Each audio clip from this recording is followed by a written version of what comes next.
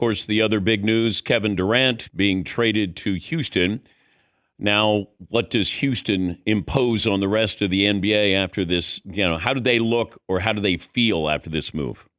I think it's a great deal, and I think it was always the deal that was going to happen. I was reporting back in February that there was mutual interest at the time between Durant and certainly people within the Rockets, specifically Ime Udoka. But the Rockets were determined back then to see what that young team had, to see if Jalen Green could step up and become a guy that you could be trusted with the ball in a playoff scenario. They wanted to see what that team had. They figured out it was lacking a player like Kevin Durant, and they went out and got him. And they didn't have to give up a lot. I mean, look, they were looking to part with Jalen Green anyway. He was no longer really a prospect to them. He was kind of just a bad contract to them. You give the 10th overall pick in the draft, that's whatever. Draft the 5 second-round picks is really just window dressing. That's not something that's all that consequential.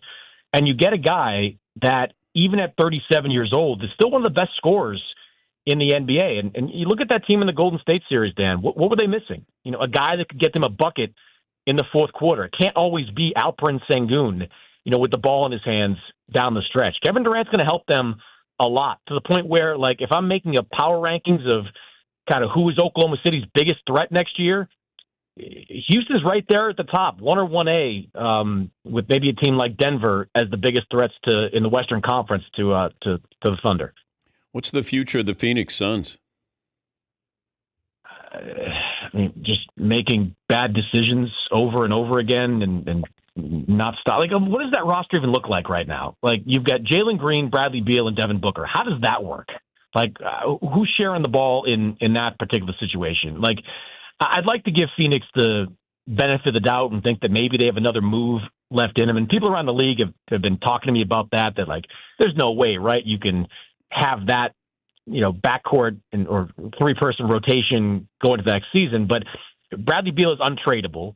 There's no real market for Jalen Green. They've said they're not going to trade Devin Booker. So I don't know I don't really know what they're trying to do. Like, the big win for the Rockets and all this, Dan, is that they didn't have to give up any of the Suns' draft capital that they own. So that they can, continue on their path of trying to, win with the group that they have while simultaneously rooting for, the self-destruction of the Phoenix Suns. Yeah.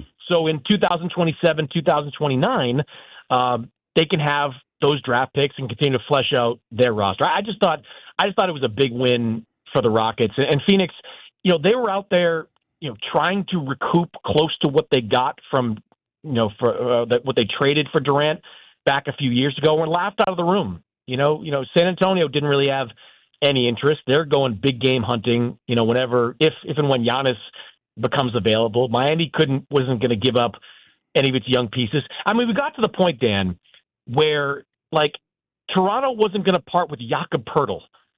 Like, this is where we are. Jakob Poeltl, who was like the throw-in the Kawhi Leonard deal years ago, was a guy that Toronto was not going to give up for Kevin Durant. I mean, Phoenix tried. I'll give them credit for that, but this was always how it was going to end. I don't think this makes them remotely better.